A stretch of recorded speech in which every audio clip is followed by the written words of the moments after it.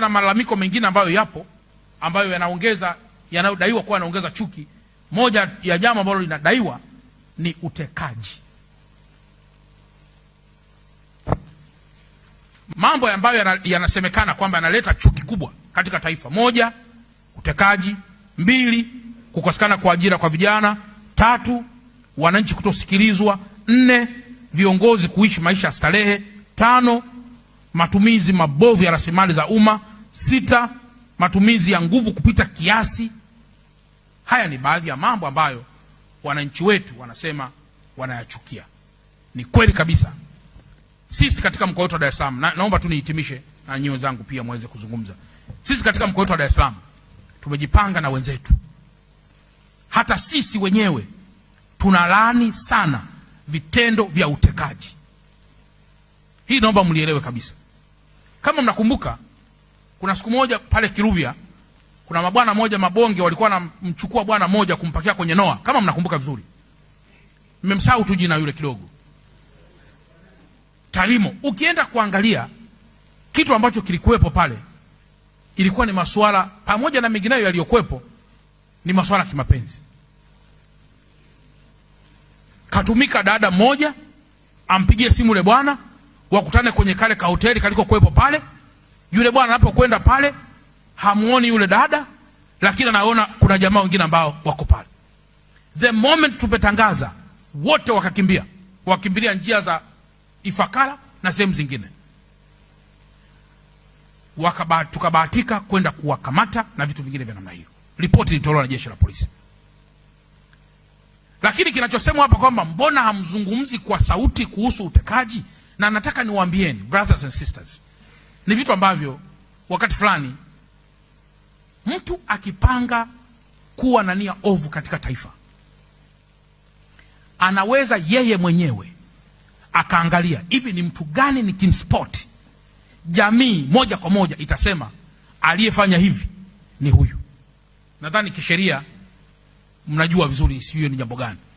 Mume na mke wanaweza kagombana ndani ya nyumba, wakaa kwenye ugomvi wa muda mrefu, lakini mtu akaja na interest akamdhuru mwanamke au mwanaume katika wale waliogombana, akijua kabisa kwamba baada ya kudhurika huko atakaye kuja kunyoshewa mkono kwa haraka ni either o katika wale. Hiyo ni assumption ya kwanza. Lakini assumption ya pili ni kwamba jambo hili linapotokea katika mikoa yetu sisi, nyie mnafahamu, wakati fulani sio jambo jepesi kabisa. Hata mimi mwenyewe kiongozi, ni kweli kuwa wanakuwa na vyombo vya dola, lakini sio kweli kwamba nakuwa nao muda wote kabisa, kwamba tapale nyumbani muda wote nipo nao. Hapana. Huko nje kinaweza kufanyika jambo kwa nia kabisa ya uhalifu kabisa, lakini mwisho wa siku ikawa ni mazingira gani jambo hilo limetokea, tuna teknolojia gani ya kuweza kubainisha kwa haraka jambo hili, tuna jambo gani naloweza kwenda namna hii. Ni kama kwenye huu uchaguzi, wao wanasema polisi wameua. Hiyo ni statement ya kwanza,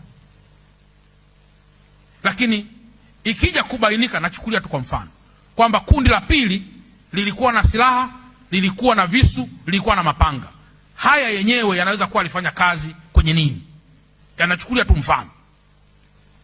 Kwa nini? Ni kwamba by concept mshika bunduki ni polisi, lakini why if kuna jambazi ambaye na yeye kaingia humo kwenye huo mkumbo, kashika naye bunduki yake itakuwa ilimpiga nani? Huu ni mfano navyotaka kusema, lakini nani atakuja kusema haya? Tume iliyoundwa inaweza kudetail zaidi tukaja kufikia huko. Kwa sisi na wenzangu hawa wakuu wa wilaya hawa tunakemea sana masuala yote yanayohusiana masuala ya kiutekaji. Na pale Pagara pale, mnakumbuka, ilikuwa imeanza wakati fulani kuteka watoto, kubaka watoto. Tulifanya kazi kubwa sana pia kushikana vyombo vya dola. Lakini nyie mnafahamu katika matukio haya yapo ambayo yanaweza kwa haraka sana uchunguzi wake ukakamilika kwa haraka kutokana na nature tukio lenyewe.